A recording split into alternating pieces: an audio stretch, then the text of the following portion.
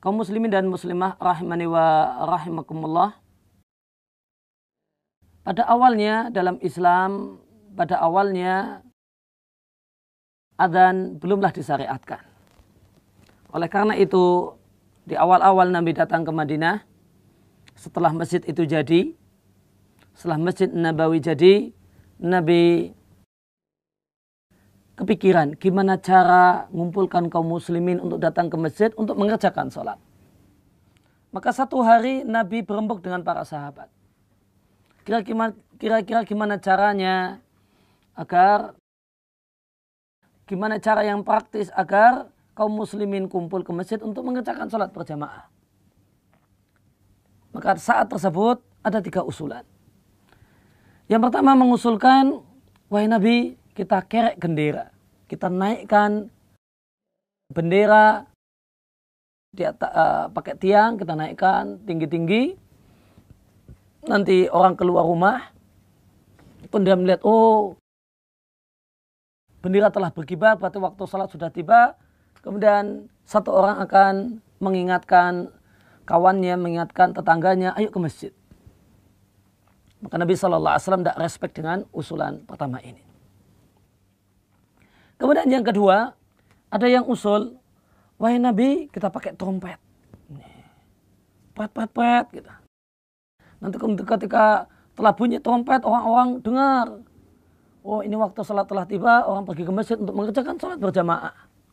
Maka Nabi pun tidak respect dengan usulan ini, dan beliau berkomentar, Amrul Yahudi.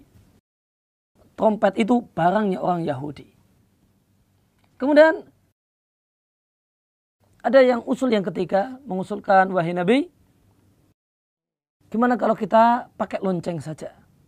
Kita taruh lonceng di ketinggian tertentu, nah, nanti jika waktu sholat tiba, kemudian kita pukul keras-keras, maka orang dengar, oh ini waktu sholat sudah tiba, lalu mereka pergi ke masjid untuk sholat berjamaah. Nabi juga tidak respect dengan usulan ini. Dan Nabi SAW mengatakan, Amrun Nasara, lonceng itu barangnya orang Nasrani. Kemudian singkat cerita, nanti pada akhirnya disyariatkanlah adzan dengan bacaan yang sebagaimana telah kita ketahui. Demikian dalam satu hadis yang sahih diriwayatkan oleh Imam Abu Dawud.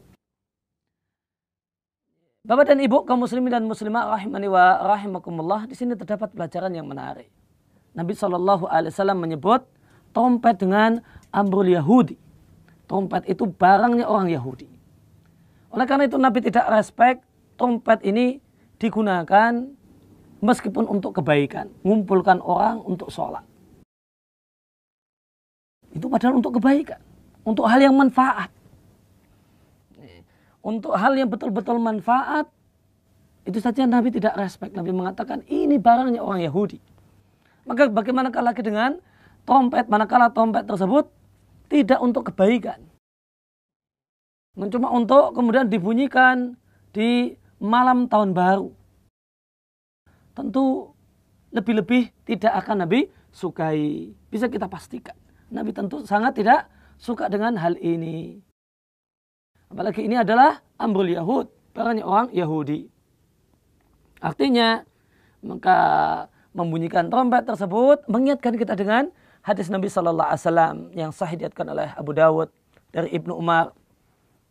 Man tasyabbaha biqaumin fahuwa minhum.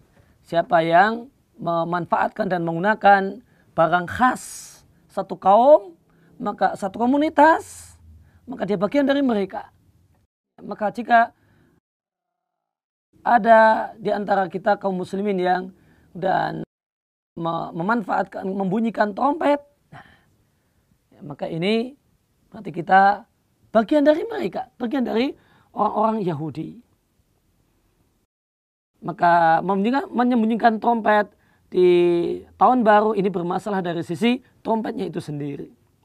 Dan permasalahan yang lainnya adalah trompet ini dibunyikan malam-malam, bikin bising, bikin polusi udara dan mengganggu kenyamanan orang-orang yang ingin menikmati tidur dan sebagainya. Maka ini bentuk kezaliman. menzalimi tetangga, menzalimi orang lain yang terganggu dengan suara trompet. Wattaqu dzulma. Fa inna dzulma dzulumatun yaumal qiyamah. Hati-hati dengan kezaliman. Karena kezaliman itu akan berbuah kegelapan, tumpuan kegelapan pada hari kiamat. Demikian dalam satu hadis yang diriwayatkan oleh Al-Bukhari dan Muslim. Oleh karena itu tidak selayaknya kaum muslimin kemudian ikut hingar-bingar meniup trompet di malam tahun baru. Bagaimanakah kalau kita jualan? Bolehkah kaum muslimin ikut jualan trompet di event semacam ini? Maka baik ini event tahun baru ataupun tidak, maka terlarang jualan trompet. Kenapa?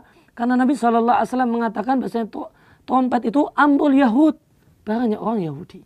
Tidak selayaknya seorang muslim menjual barang khas orang Yahudi yang sangat benci dengan kaum muslimin, yang kemudian yang menindas dan menjajah kaum muslimin di Palestina dan kemudian dan melakukan hal-hal yang lainnya.